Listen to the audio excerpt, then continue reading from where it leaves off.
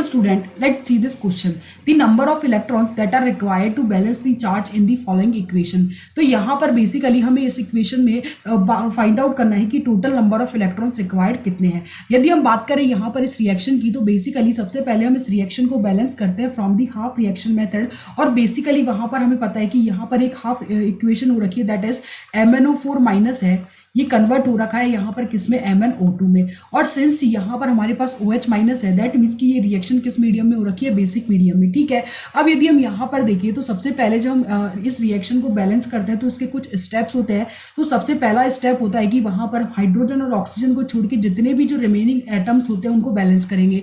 अब यदि हम यहाँ पर देखें तो हमारे पास एक Mn है, इधर की साइड भी एक Mn है. दैट मीन्स कि यहाँ पर हाइड्रोजन और ऑक्सीजन को छोड़ के सारे एटम्स बैलेंस है. अब हम नेक्स्ट स्टेप में यहाँ पर करते हैं कि सबसे पहले यहाँ पर हम किसको बैलेंस करते हैं, ऑक्सीजन को हम बैलेंस करते हैं बाय एडिंग हाइड्रोजन. तो यहाँ पर यदि हम MnO4 माइनस है, सॉरी, ऑक्सीजन को जो हम बैलेंस करते हैं यहाँ पर हम बैलेंस करते हैं बाय एडिंग H2O. तो यहाँ पर यदि हम बैलेंस करेंगे तो MnO2 और यहाँ पर हमारे पास कितने 4 और इधर कितने 2. दैट मीन्स कि इधर हमें कितने H2O ऐड करने पड़ेंगे 2.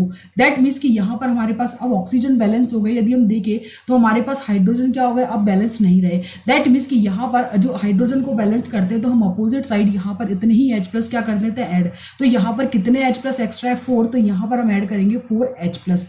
दैट मीन्स कि यहाँ पर अब हाइड्रोजन भी बैलेंस है और ऑक्सीजन भी बैलेंस है.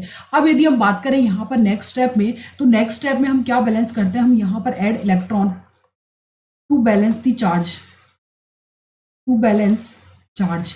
ठीक है. अब यदि हम बात करें यहाँ पर तो इस रिएक्शन को हम लिखे तो ये हमारे पास कौन सी है, MnO4 minus plus 4H+ gives MnO2 and 2H2O.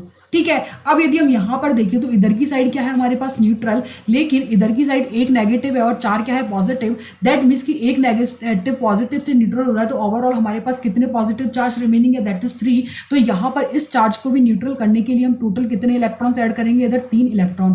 That means कि यहाँ पर अब बेसिकली दोनों ही साइड क्या है, चार्ज इक्वल है.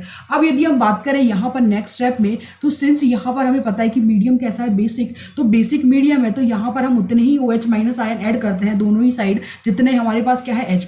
दैट मीन्स कि यहाँ पर भी हम कितने ऐड करेंगे 4OH माइनस, और इधर भी हम कितने OH करेंगे 4OH माइनस. ठीक है. अब यदि हम 4H+ और 4OH माइनस, ये कितने हो गया हमारे पास 4H2O, तो हम लिख सकते हैं ये हमारे पास हो गया MnO4 माइनस प्लस 4H2O. ठीक है. प्लस 3 इलेक्ट्रॉन बेसिकली यहाँ पर हमें दे रहा है, that is MnO2 plus 2H2O plus 4OH minus. ठीक है. अब यदि हम यहाँ पर देखें तो यहाँ पर 2H2O से 2H2O कैंसिल आउट हो गया, तो हमारे पास जो फाइनल इक्वेशन निकल के आई वो हमारे पास क्या आई, MnO4 minus plus 2H2O plus 3 electron. Basically यहाँ पर ये हमें क्या दे रहा है, ये हमें दे रहा है MnO2 प्लस 4OH माइनस. ठीक है. तो बेसिकली हम देख सकते हैं कि यहाँ पर बेसिकली ये वाली ही इक्वेशन है, केवल यहाँ पर इलेक्ट्रॉन बैलेंस कितने हुए, that is 3 electron. That means कि यहाँ पर जो टोटल इलेक्ट्रॉन रिक्वायर्ड है टू बैलेंस दिस इक्वेशन वो हमारे पास कितना हो गया 3. इसीलिए यहाँ पर जो हमारा करेक्ट ऑप्शन हो जाएगा that will be option number 3. I hope you understood this question. Thank you.